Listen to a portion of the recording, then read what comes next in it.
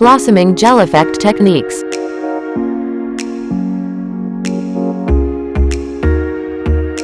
After you apply the base gel polish and cure, add the base coat but do not cure yet. Start applying the design. As this is wet, it naturally creates the blossoming effect on its own. Once you are done with the design, you may now cure it.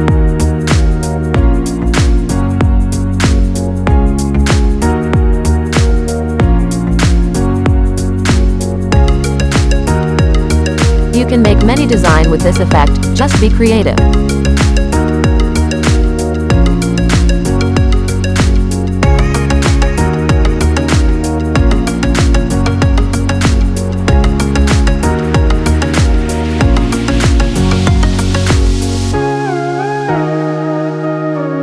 Even the marbling technique is so easy to do.